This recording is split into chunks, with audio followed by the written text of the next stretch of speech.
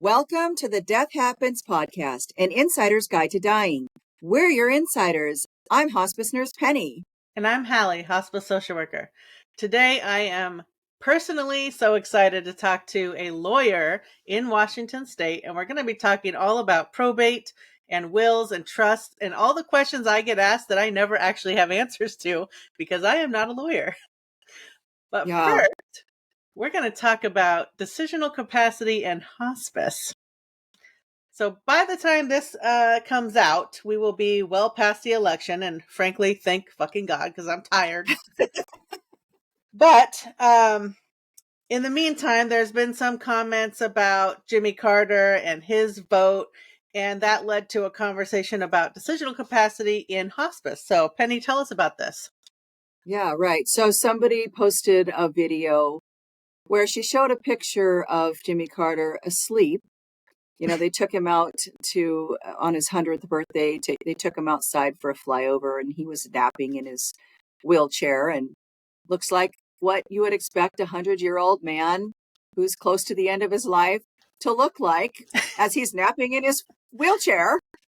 And basically made a very generalized comment, a specific comment about him, but also generalizing hospice patients as all having lacking the capacity to be able to make decisions or think for themselves. It was quite disparaging, and people saying that he needed help making his vote from his family, and how did they drag him in to vote? Well, he voted by mail, first of all. There is video of him actually that I've seen now of him actually signing the ballot, where he looks quite alert while he's signing that ballot. But, and people are saying so many different things about how, people who are on hospice don't deserve the right to vote, which is just, it's completely unfair and untrue. And their vote should count. And I say this knowing that my mother-in-law, who has dementia, is helped to vote by her son, and they are both Republicans. He helps her vote. She is not completely incapacitated. She has vascular dementia. So, her cognition kind of waxes and wanes. Sometimes she's confused and sometimes she's not. And she's always made it clear that she wants to vote Republican. And so, it's fine that if her family is bringing her the ballot and helping her to vote. They know how she's always voted. She's always said that's how she's going to vote. So I'm saying this because it's an unbiased opinion that I have, right? It's not just because it was Jimmy Carter voting for my candidate, Kamala Harris, but anybody deserves the right to vote if they are, if they have the mental capacity. Well, and I think that brings up a couple of good points. Obviously, this is not a political podcast, but it brings up the point about people on hospice or people with disabilities being able to vote without having to go to a voting poll station, and being able to vote with absentee ballots. I mean, thank God for Washington State. We literally all get absentee ballots. That's just how it is. And it's amazing. You got to remember to take your ballot in and drop it off or mail it in, but giving people the access to it because they're not physically able to.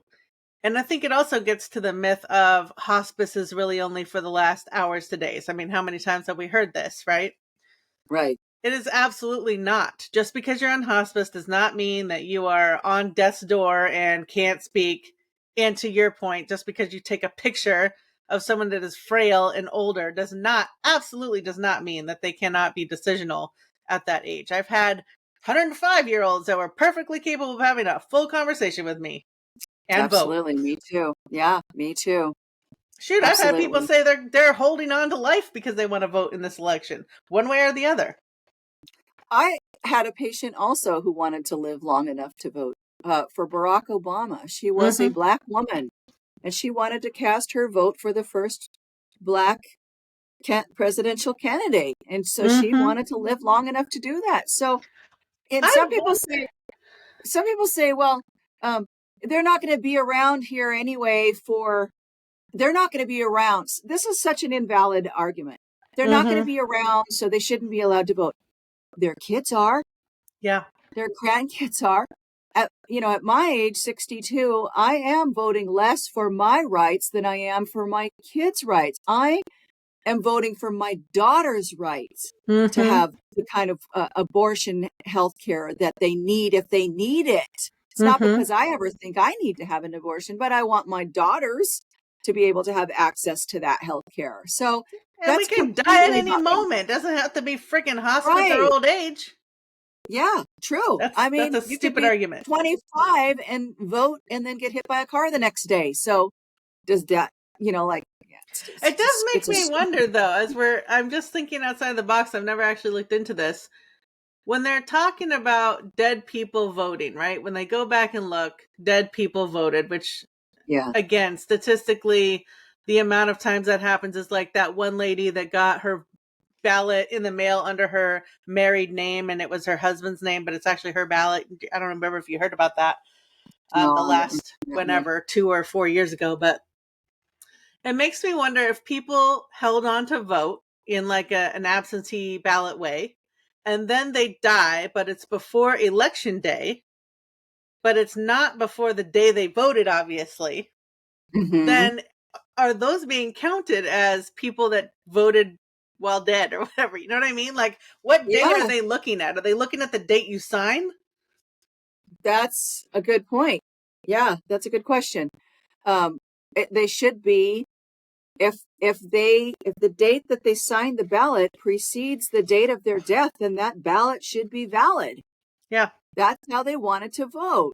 I mean, yeah, I just think saying that somebody's too old and it doesn't matter to them, like now, yeah, although I have to say, honestly, like when Mitch McConnell was having all his health issues and he's a fucking million years old, I was saying, he doesn't have there's no skin in the game for him to be into politics because he's going to die and not be around for the decisions that he's made anyway. But I have to walk that back because if I'm going to say that it matters to the person who's voting that their kids and their grandkids are going to benefit from their decisions, their political decisions, then it's fair to say that, I mean, I don't think that people that are that old should be running the country just because, I just don't think they should be running the Yeah, country that's a because whole other argument. that's a whole other, yeah. I mean, the health issues, like it really is. There is, although we both know people who have been very old, who are completely cognitively intact, there is a more of a chance that somebody who's elderly is going to have those, um, decisional um, Lapses. lapses. That's a great way to say it. Yeah. Yeah. Well, and speaking of just being prepared for what happens, that's exactly why we're Yeah. talking to this lawyer, because we want to make sure people know, what does all of that mean? What does probate mean? What does it mean to have a will or a trust? When do those things take effect? And why is it important or not to have those things? Right. Right. Absolutely. Yeah. I'm looking forward to this too, because I don't know anything about that probate and like the living difference between the living will and the advanced directives. And I mean, there's so many different things. And a lot of those things you probably already know, Halley, I'm sure, but you can definitely take a deeper dive into some of the things. If you don't know, then for sure a lot of other people don't know. All right, let's get into it. Let's get into it.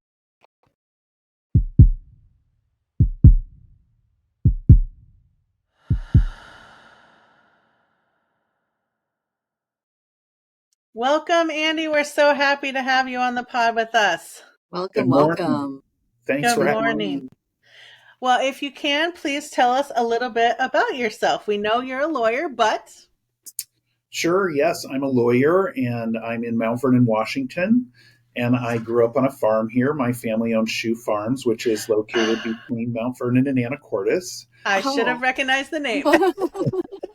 But I don't work there. I went to law school and actually practiced law in California for about 25 years. Wow. And then my wife and I wanted to be closer to family, and farmers don't move. So we moved back to Skagit County, and I still practice in both states, California and Washington. Oh, wow. Amazing. Well, you know why we are having you on today is really more specifically about probate and elder attorney lawyer stuff. And I get asked these kind of questions all the time in my work as a social worker in hospice. But clearly, I'm never going to give people legal advice. I'm always going to say, go ask a lawyer. I cannot tell you. And for the purposes of this podcast, obviously, we are talking about Washington State. We know that laws differ in different states. So caveat that however you will. Sure. Makes sense. I would love to start with probate. I think that's probably my number one question is, what the hell is probate? Why do we need it? What is it for? And what are the benefits, I guess, of having to know what that is beforehand? Sure. So probate is basically the legal process that transfers title of property from a deceased person to whoever gets it next. And so when you transfer ownership of property, something has to happen to transfer title. So if you're going to sell your couch for $50 on, Facebook, the person's going to give you the money and you're going to give them the couch, and title has transferred. So very simple. But if you own real estate, to transfer title of real estate, which would be the opposite end of the spectrum, you have to record a deed in the county where the real estate is, and that's what transfers title. And in order to execute a deed, you have to have someone with authority to sign it. And it's the owner of the property who signs a deed transferring title to the new owner. But if that person is dead, there's no one to sign. So probate is basically a lawsuit you file with the court. You open a matter in the court, and the court assigns authority to someone to take actions on behalf of the estate, like signing a deed to transfer title. So it really is the mechanism to transfer the ownership of the property. I have a follow-up question for probate, because first of all, that's completely not what I ever thought probate was. I thought probate was for when people have no will, and that's my question. If a person, so my mom has in her will that myself, my sister, and my brother will get her house when she dies. Will it still have to go through probate, even though she has willed it to us? And it sounds like yes, it will. A lot of people, that's a very common misconception that having a will avoids probate, and it doesn't. Having a trust avoids probate. All right, hold that pin in trust, because I do want to get to a trust. Yep, I won't. I will. Yes. So then a lot of people want to avoid probate at all costs. And in some states that is recommended. For example, in California, we avoid probate at all costs because the courts are so backed up and the expense there is so extreme. Washington State probate is not that bad. So I've heard that. There are times that I will recommend that we use a trust to avoid probate for people in Washington, but I don't recommend it for everyone. For example, owning one house that's going to have to go through probate, that is not so onerous that I would recommend a trust to avoid it. Okay. I mean, and it sounds like obviously our example right now is about property, real property. Yeah. But all deaths have to go through probate? So the triggers for probate are real estate or another type of asset worth $100,000 or more. Okay. So a lot of people don't go through probate if they don't own those things. And there are other ways to get around probate, but they're maybe too specific for this today. But you can use things like a transfer on death deed for real estate. But that's only available in certain circumstances. It's not available in every circumstance. I think coming way back, like person dies, how does the family even know if or how? Like, I know there's a website I send people to in Washington that's got, questions and answers, but I haven't dug into it. So let's say it's my family, they just died. How do I even start to know, or is there something I have to file to say we don't have assets, we don't have to go through probate? Is there a formal, like, how do you even know? Well, the best way to know is to ask a lawyer. And usually lawyers will do an initial consultation without, charging you a fee. But the other way you sort of know is, do you have any property that you have to deal with that you don't know how you're going to transfer ownership? So if your loved one lived in an assisted living facility where you paid monthly rent and had a car and personal property and bank accounts, if you can deal with each one of those one by one without someone demanding some sort of document like, that you're the executor or the personal representative, then you'll be able to take care of all those things. But if you own real estate and the real estate's in the name of the deceased person, no one's going to be able to sign a deed to transfer that without opening probate.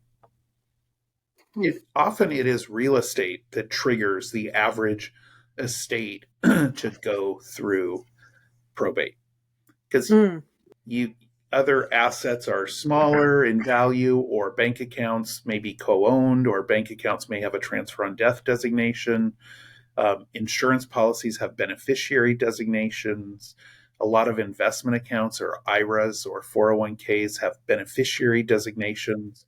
All those types of assets are outside of probate, which means they're going to transfer without you having to get permission or the authority of the court. So what if, what if my mom put her house in the name of all of us kids and her, and then she died? Would it still have to go through probate? Depends on how you hold title. So if you are joint tenants with right of survivorship, it will transfer automatically. If you are just tenants in common, it won't.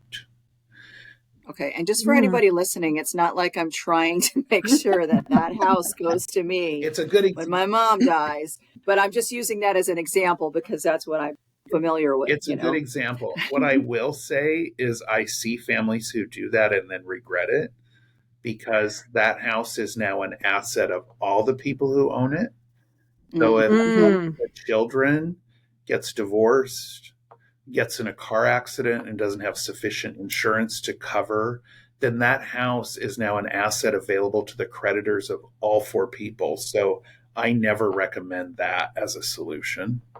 See, this is why we want to talk to a lawyer to think about things we don't think about. Yeah, because that makes sense, because it's a community property state too. So, and I know some people want to get online and do a really efficient, inexpensive estate planning, but sometimes little issues like this, get overlooked, and that's why I always recommend you talk to a local lawyer where you live who really can make more advanced recommendations for you that might result in a simpler solution. So like the example of an elderly person who owns a home and they want it to go to their children, if they're if it's not a couple, if it's, for example, a surviving spouse or a single elderly person, they can make use of the transfer on death deed that will transfer it to the children in equal shares or however they want it divided up upon their death. And so that's a tool that's available. And for the average estate, it could keep the whole estate out of probate if the real estate is already going to transfer automatically. But that kind of a deed doesn't work when there's a couple who owns the property, because you don't know who's going to die first. And so you can't record one of those deeds. Right. I see. Okay. Wow. I have so many thoughts. I'm trying to get my brain wrapped around.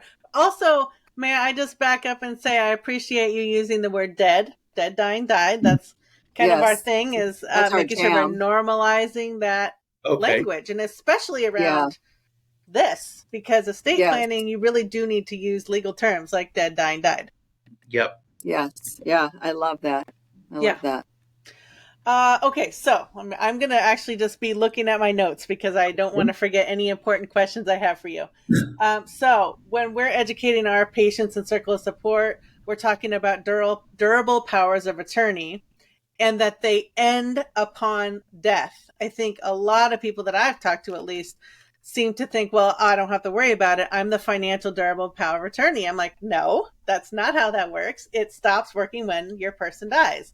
So if you could talk to us about what an executor is of an Sure. estate and what the drawbacks of not having one are. Sure. So, and you're right. Powers of attorney, a lot of people don't realize that they're only valid while the person's alive. And so then as soon as the person dies, that person's no longer in charge. And now it's going to be whoever has gotten authority to manage the estate. And you're using the word executor, which is the word everyone knows. But Washington state statutes call that person personal representative. Ah, So good to know. Good to know. Sometimes people are confused by that. And really, executor doesn't exist in Washington state, that designation. So, this is why you talk to a local lawyer. Right. So how do you become personal representative, or how do you appoint a personal representative? Well, you do it in your will. And your will calls out who's going to be personal representative. If you don't do that, or if you don't have a will, then the court's going to pick someone.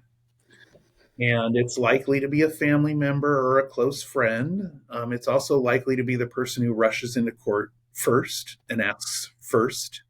So you're really better off to pick yourself, right? Who you think is the right person to manage that. And then the court almost always does what the person requests in their will. There would have to be some egregious circumstances where the court would say, no, we're going to pick someone different. I mean, that's such good advice, even for your durable powers of attorney, right? We talk at length about healthcare power of attorney, and you want it to be someone that is going to honor your wishes and knows what you want, not just whoever that's the default decision maker in the hierarchy. Right. Yeah. So same great advice there. Good. So what are the steps that you take? I think I started to ask this, and I'm not sure I really have my brain around what someone does. So if, let's say, there is a property and there's no will, you have to go to court. How do you even know how to get to the court? You go to the courthouse? Yeah, I mean, you really should hire a lawyer. Okay. And the reason for that is the personal representative, executor, they take on liability for managing the estate. If they manage the estate, transfer property, and they do something wrong, they're personally liable for that. So so that means if someone was supposed to get some property and didn't get it, and the personal representative gives it to the wrong person, they could get sued for that. So the way you avoid that, the flip side of that, to look at probate, is that probate provides the protection for that person, because there are deadlines and requirements. And so long as you meet all of those, then the court is going to, at the end of the day, approve what the personal representative did. And then there are deadlines based upon the court's approval for the heirs to raise complaints.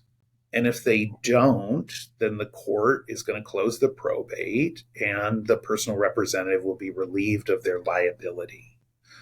So it's a protection for that person, too, in the work that they're doing for the estate. Well, and all the more reason to do things ahead of time, I think, as I'm thinking about how long the courts take. And assuming nothing else is going on in the world, courts already are not going to be moving quickly. And you're having other responsibilities you have to take care of in the meantime, and then having this legal thing go on, even if it's smooth, like Washington State. So all the more reason to get your stuff in order beforehand, so that the people that are left dealing with it are not having to wait months and months or years, even in some states, to deal with an estate. Absolutely. Yep. There's so many advantages to getting it done in advance. I have a question, going back to probate, if you know, does that term encompass the same procedure nationwide? Like, no matter what state you're in, probate means probate. Does that make sense? Yeah, I think so. I don't think I've ever heard a different term for that. There are terms within it that vary, and we've already encountered one: executor versus personal representative. That's Right, a right. local difference, but I've never heard, that there's a state out there with some sort of different statutory scheme for that. And it is statutory law. There's statutes in Washington, the probate portion of the Revised Code of Washington, the RCWs. That's where all the rules are that we have to follow when we handle a probate for someone. And in terms of timing, too, if you're curious about that, I usually can wrap them up in less than a year. But one of the things that creates part of the time use is that you have to post a notice to creditors in the newspaper. In the legal notice section, that's one of the requirements. And then creditors have 4 months from the date of first publication to come forward and file a creditor's claim in the estate. And so, that by definition, just that process takes 4 months, and it takes a month or two to get to there. So, a probate, people always want to know how long is it going to take. And usually the fastest is probably 9 months in practicality that we could wrap one up in Washington. But again, that 4-month waiting period is a protection for the personal representative, because if they hand out all the assets and close the estate without paying the debts, then those creditors could come after the personal representative to collect. And by following the procedures in the law, if the creditors do not come forward in that 4-month time frame and file their claim with the court, then they will be forever barred from collecting after the probate closes. Your term of creditor, I'm thinking about questions that I've been asked in my time. And again, I always say, I'm not a lawyer. Go ask a lawyer. Persons that maybe don't have a house or over $100,000, let's say. But let's say they have credit card debt and it's only in their name. Is their family responsible for that? Not usually, no. Okay. And if there are no assets and there's going to be no probate, then I would tell those creditors that, and most likely they're going to just move on. It's when there's assets that those creditors are going to file a claim in the probate, and they're going to want their debt paid in full. Okay. So don't go running up your credit card on a wild spree if you have a house and assets. Right. That's one reason to not do that. Yeah. There's one of many. More. Yes. Well, you did mention a trust before, and I definitely have that on my list. So let's circle back around to what is a trust? And I think you've mentioned a little bit of financial thresholds, but maybe there's other thresholds around why it would be helpful or not to have a trust. Yeah, trust can be very helpful. And there are a lot of different kinds of trusts. That could be a whole discussion defining different kinds of trusts. So some people are interested in a trust to avoid probate, which we kind of mentioned before. And when they come through my door and say that, I say, why? Because not everyone needs to do that. And so it depends on what their answer is. And administering a trust is not that much different than administering a probate. So the person who administers a trust is called a trustee. And so they would be akin to the personal representative in a probate. The only difference is you don't have to go into court and say, so-and-so died, and now we need to give away their stuff. Instead, you just know so-and-so died, and you start giving away their stuff. You don't have to have the court's permission because you're guided by the terms of the trust. So for that reason, having a trust doesn't necessarily save you a lot of money. A lot of people think it'll be less expensive than probate, and it really isn't significant. So why would you want a trust then? Well, maybe you own a vacation home in Arizona. Well, now if you own your home where you live in Washington and a vacation home in Arizona and you die owning both of those, now you're going to probate in 2 states. So that is an occasion where I do recommend a trust to avoid probate. And usually that's a revocable trust that you set up while you're alive. And you would end up avoiding probate in both states. And so then it makes it worthwhile. And what you basically do is you, the person who sets up the trust, are the trustor. You transfer your property into the trust and you make yourself the trustee. And then you continue to manage your property. It's just that it's titled in the name of your trust. And then when you pass away, you've identified someone in your trust to be your secondary trustee. They take over for you. And usually the trust terminates at that point and the property is distributed, just like it would have been with the will. So one of the things I have thought about a lot is that, so my husband and I both of us have adult children from different marriages, and we each have a will. And we did our wills together. And when we did them, we said, like that everything goes to the partner. If I die first, everything goes to him. And then when he dies, everything gets divided equally among our children. But what if I die first and then he remarries? Then I'm concerned that, or he could, he wouldn't do it, but he could change the will and just leave everything to his kids, and then my kids get nothing. Or he remarries and then he dies and then his new wife gets everything, and maybe she's got her own kids and they get everything and our kids get nothing. So is a trust a better option to avoid that type of situation? Yes, a trust can be a better option for that. I get asked that question a lot.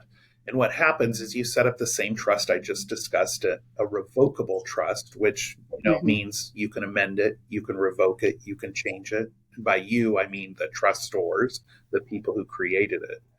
But a trust that starts out as revocable becomes irrevocable at some point. At a minimum, it becomes irrevocable when both trustors have died. So no one can make changes except for the original people who set up the trust. But you also can make it become irrevocable when the first spouse dies, so that no changes thereafter for the exact reasons you're asking about. So that it can be very helpful in that situation. So that's another situation where if someone said, I want a trust, and I say, why? If they gave me that reason, I'd say, yep, a trust is a good idea for you. And by the way, the bonus is you're also going to avoid probate. Okay, so you're in Western Washington and I'm in Eastern Washington. Do you do Zoom appointments? Yes. You're getting another client there. But signings I like to do in person. Some people do signings remote, but I have a duty to judge capacity of people. It's part of my professional responsibility when they're making these documents, and I like to do that in person. Okay. So let's get into wills. So we kind of skipped over the will. We went from probate to trust. Yeah. I'll just say, trust can be useful for a lot of other purposes. You may have a child who is on public support, and inheritance in certain circumstances can cancel that. And so a special needs trust would be necessary so that you can provide for that person while still allowing them to receive their benefits. Some people want to provide for a pet, and the way you do that is with the trust. And so there can be a whole lot of reasons. Also, avoiding estate tax can require the use of trust. So I know we don't have time for all that today, but there are a lot of reasons to get into a trust besides just probate avoidance. Great things. And yes, I'm being mindful of our time. So I know we can do a part 2 of this at some point. So a will. So we kind of skipped from probate to trust. So if you're not doing a trust, what is the function of a will and how is that beneficial?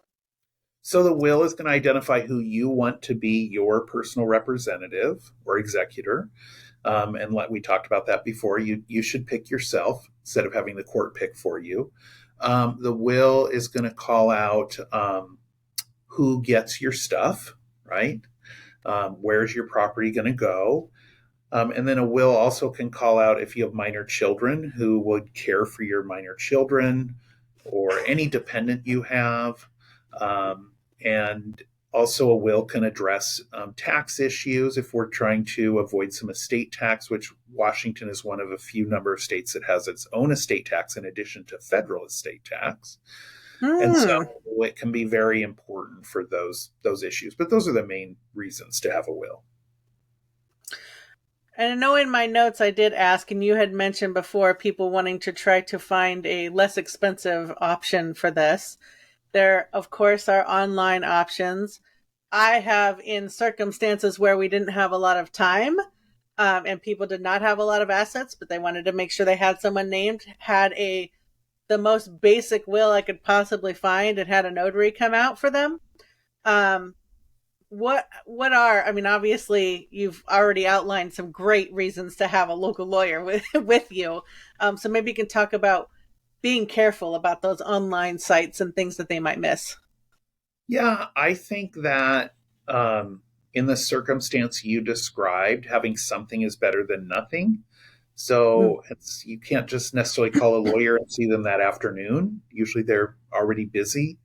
And so that's good, because one of the most important things too is for the will is for the people who are still there when the person has died to know what the person wanted, right? It Mm-hmm. can help avoid some fights if they're like, well, mom, really wanted it how mom wrote it, as opposed to the kids or whoever's left behind trying to decide how mom wanted it, which they might think she wanted them to get more than the others, or you just never know. So it's certainly better to have it in writing from the person.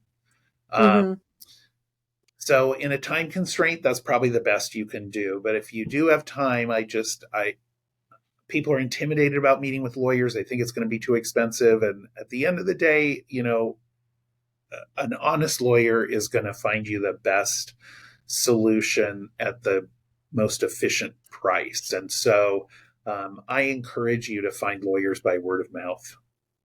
That's, and to try to do your planning early so that you can do it. And it doesn't mean that you're going to get sold some big estate plan that comes in a leather binder. Like if it's a single person, maybe you're going to get around probate with a transfer on death deed, and a local lawyer is going to know that for you better than a website. Well, and I will say that, my husband and I did go to a lawyer to get our wills drawn up, and I tried to explain what we wanted, and they never said anything to us about any kind of a trust. And it was a cheap lawyer. So you get what you pay for, So, and now I realize that and at the time that's what we could afford, but now it's like, there are wills that work in that situation. I didn't go into that, but they're different phrases for them depending on your jurisdiction: a mutual will, a contractual will, where you're actually bound by your will and you can't change it without permission of your spouse. Not all jurisdictions allow for that type of will. So you might have that. You might have that. I don't think we do, because I think it's just we could basically throw it in the burn pile and we don't have a will anymore. There's nothing. Yeah, I'm pretty sure, and I got it in Pierce County. Pretty sure that it's just a will. Okay. Each one of us have a will. And I like that you said throw it in the burn pile, because some people want to know, how do I revoke my will? Well, you destroy it.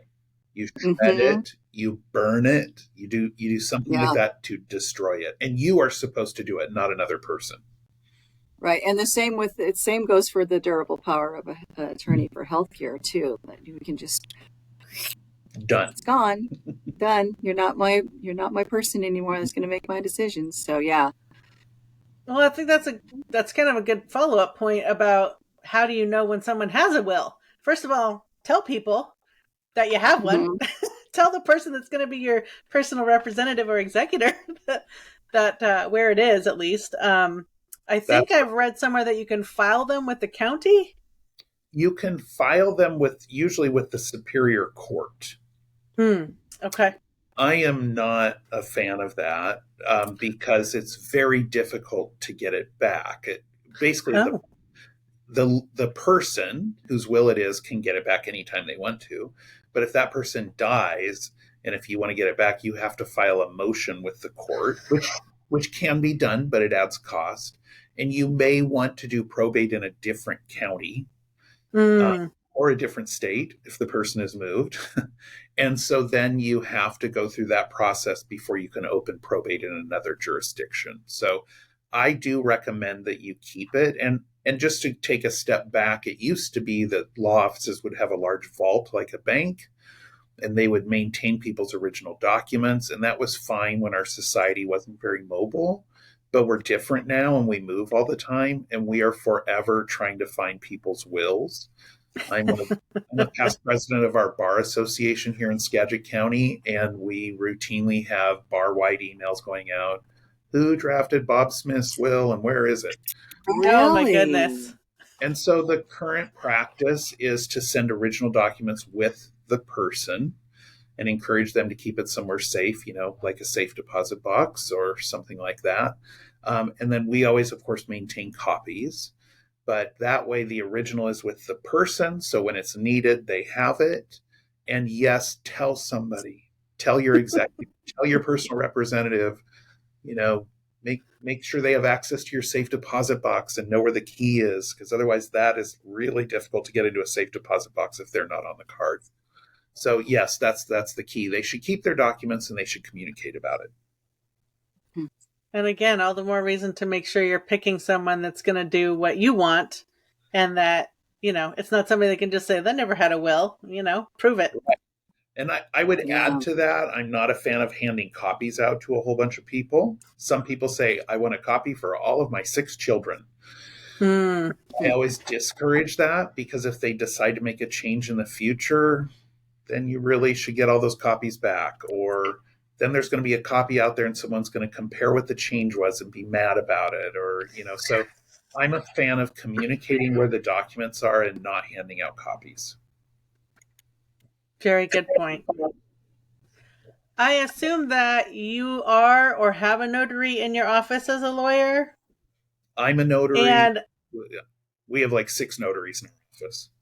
Yeah, I have been absolutely frustrated and exhausted after trying to, because I've have helped several patients and families with a mobile notary if they can't get out. But I didn't realize until I was trying to do it for myself how difficult it is to find a notary that will do anything with financial or healthcare power of attorneys. And so that's an advantage of going to a lawyer and getting all your estate stuff done, is you can do your powers of attorney all together, because I've seen those with very good local lawyers doing full packets and very thorough powers of attorney.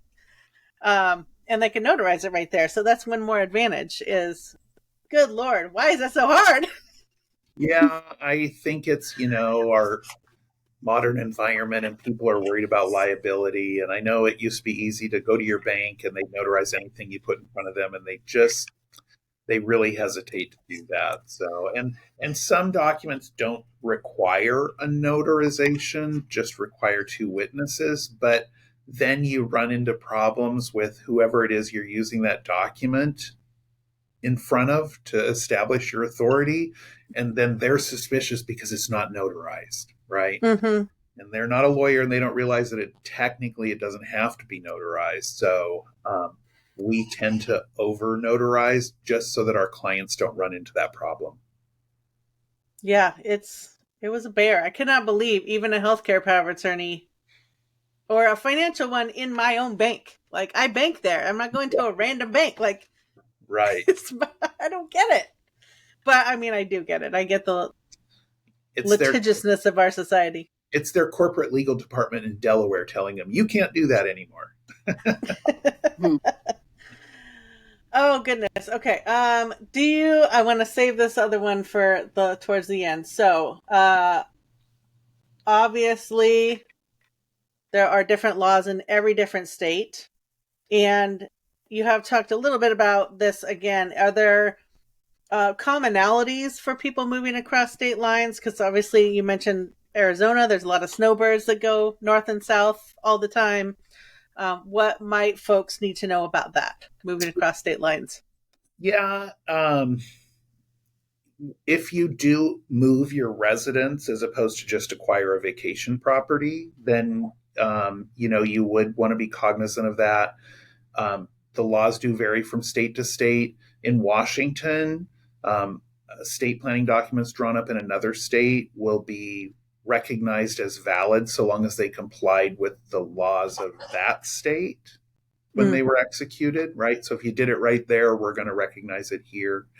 But if it's If it's not, then it won't be. And really, the only way to get an answer to those questions is to probably find a lawyer in your new state and have them look at your old documents. And a lot of times people come in and I say, yeah, these are valid. You don't need any changes. So it just depends. Excellent.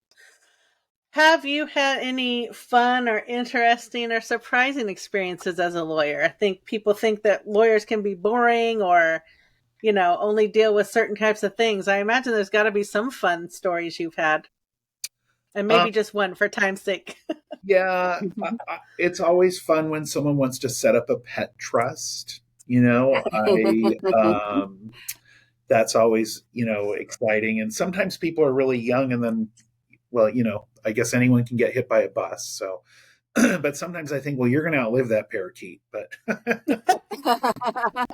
no, tell me, no, nobody really sets up a trust for a parakeet, do no, not a parakeet. But we tend to outlive our dogs. Maybe cats not so often. They live forever, it seems like. But one of the things I like to tell people too is if there's personal property that's very important to people, and if you get to a point where you really aren't going to use it anymore, why don't you give it to them while you're still alive?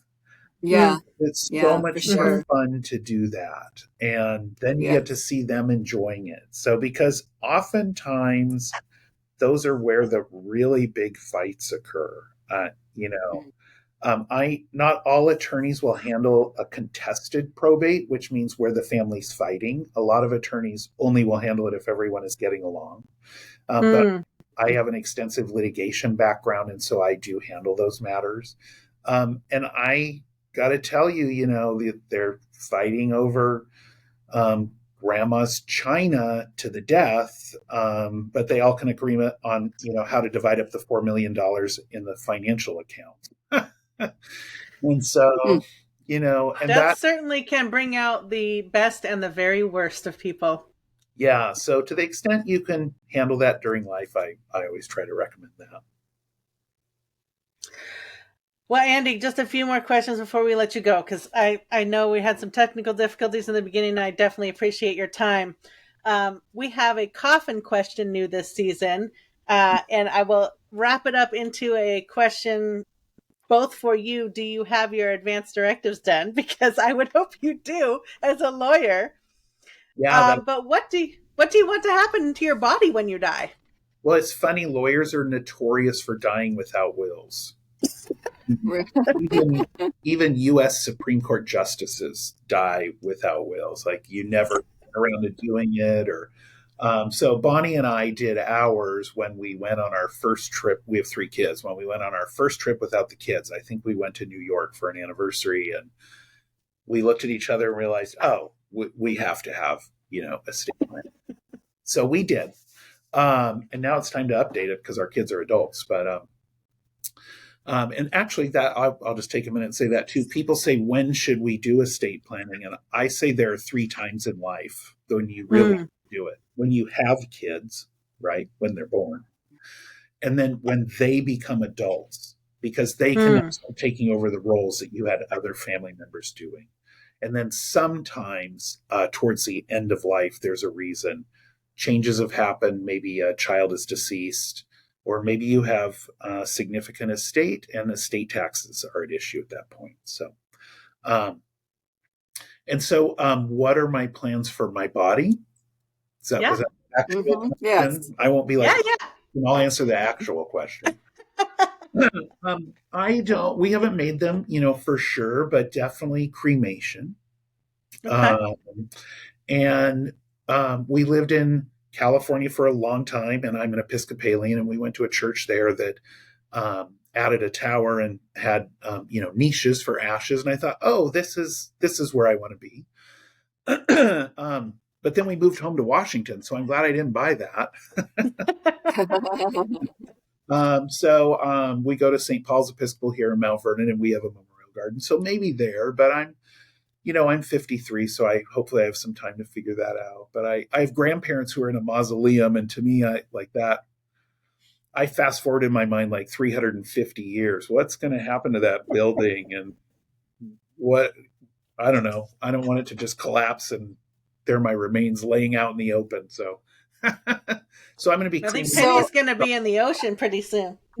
Yeah, so yeah, I was going to be body composted, but now there is this thing called the Eternal Reef, and they actually mix your ashes with some environmentally safe concrete, and they make this round structure, and people can like put pictures on there and things too, and then they lower them into the ocean, and the marine life attaches to them, and they become reefs. Oh, I So love you that. can So it's like still be you're cremated. actually Yeah, do lots of Yeah, fun and you're things. actually rebuilding, because we're losing reefs in a lot of areas of the world because of global warming.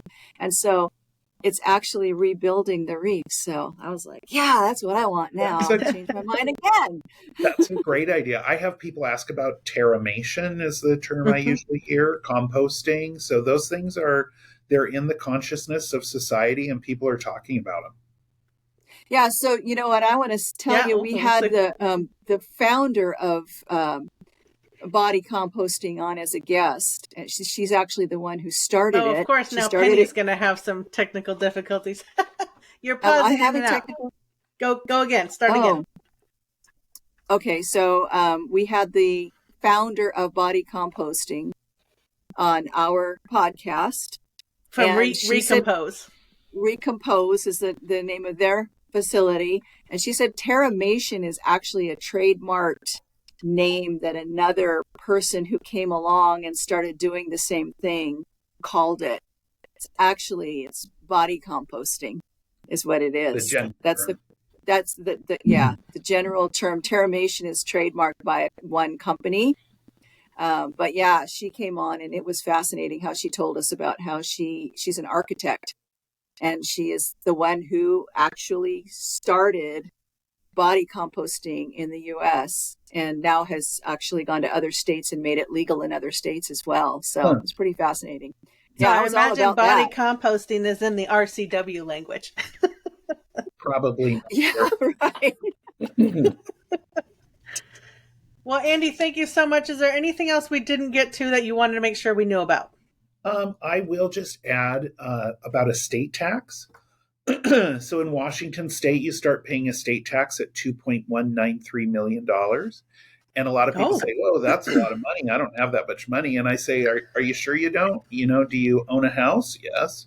Do you have retirement funds? Yes. Well, let's add those things up. And it doesn't take too long for a couple who worked and have retirement funds and own a home, and you can hit that. Um, mm-hmm. and so there are planning techniques to get around some of that or to reduce some of the liability, the tax liability. And I think the tax rate starts at either 10 or 14% and goes up to 20%. So it's significant. Woo! And then Ouch. federal estate tax, which of course applies to the whole country, including Washington. So there are two here. Currently starts at a little over 13 million per person. So 26, 27 million per couple. So that's a lot. But Mm-hmm. that is set to sunset at the end of 2025 unless Congress takes action. And no one can predict if they will take action to keep that high or change it. And if they don't take action, it comes down to a previous number, which is either 5 or 6 million, and it's adjusted for inflation. So we think it's going to fall around 7 million. Those are our guesses right now. So 7 million per person. So again, 14 million per couple. So still, that's a significant estate. But there are certainly a lot more people with that value estate than 26 million. So it is something for people to keep their eye on because the exemption number is coming down, which means there will be more tax liability. So Fascinating. Yeah, good to know. I don't have that much money, so I'm not worried. Well, I think And I don't think your our point's cabin. I think your point's valid though, is to think about all of your assets together, not just what's in the bank. yeah, Liquidity is not the Mhm. same as what your assets are. yeah. So getting to the Right. 2.193 million in Washington, I think the average price of a home here is hovering around, I don't know, 5, 6, $700,000. A lifetime of work by two people with retirement assets can easily be seven figures. And people don't realize this, but life insurance counts too. So Mm. if you have a $1 million Oh, life insurance policy and a $1 million house and a couple of $100,000 in the bank, you're there. Yeah. Yeah. hmm. It adds Wow. up quick. That can affect the younger couples when they won't realize it. They maybe don't have the big retirement assets yet, but if they have a lot of life insurance, then they could have an issue. Good points. I love it.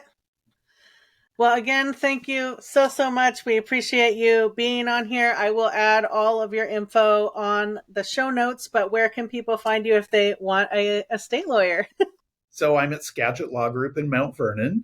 And I guess the easiest is our phone number, which is easy to remember, is 360-336-1000. Excellent. Thank you again Thank so you much, so Andy. much. Great. Good to meet both of you. I mean, again, mind blown because you think you know and you don't know. Well, I didn't think I knew. So I started from a place of, I'm pretty sure I don't know. But the probate thing was something that I was mind blown about because I didn't realize that's what probate meant.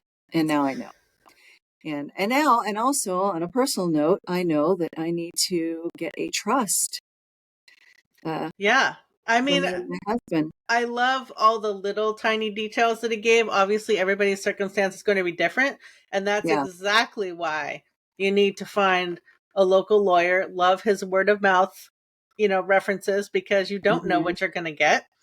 You Yeah. really do kind of get what you pay for. And also, if it's a decent lawyer, they're probably going to give you some free, initial consults to make sure you know what you need before you get going. So Right. And don't go to a will mill don't go to a will like mill. I did. Like I did. It's true. I mean, and that I think that was probably the best piece of information that he gave is that most reputable lawyers are going to give you a free consult because Mm-hmm. that is what I think most people think lawyer, oh, that's going to cost me a shit ton of money. I can't afford it. And that's what happened with me and my husband. It was like, we can't afford to go pay a ton of money to somebody, but this place does wills for $500, Mm-hmm. and that's not what we needed. We didn't Yeah. need that. We should have paid more because now we're going to end up paying again because we need to go to a legit lawyer and say, we need a revocable trust. And I've just heard my mom is probably the one who instilled this in me. Like she always worried, what if I die first and dad remarries? It's not that she didn't ever trust my dad to do right by us kids, but she knew that my dad was the kind of person who could easily, one, could not live without having a wife, and Mm-hmm. two, could easily be led into making decisions that he didn't necessarily, like he wouldn't have made on his own. You know what I mean? Sure. Like some Sure. people We've are all like, heard those celebrity stories about that. So yeah, absolutely. yeah. The stories about somebody who um, doesn't have a will and they die and everything goes to their spouse's kids and not, like just they Yeah. remarry and everything goes to the new kids and not the original kids. And so, yeah, Mm-hmm. it was very, very enlightening. And I really appreciated the information that he provided. Well, and to his point offline, it's a good reminder to get your stuff done. It's just like advanced directives. It's not just about death. If you have a Mhm. stroke or you are incapacitated in some other way that doesn't cause you to die, but you're not able to be decisional Access. or make decisions, that Yeah. you're helping your family. That is a gift to your loved ones to be able to do what they need to do to get stuff done. Yeah. Yeah. That is so true. Very true. Well, in this case, our ending sentence is more true than ever because you need to remember to live and make a will or something, get advice, because someday. We'll all be dead, and we want to make sure that what we wanted while we are alive is going to be carried out after we're dead. Absolutely.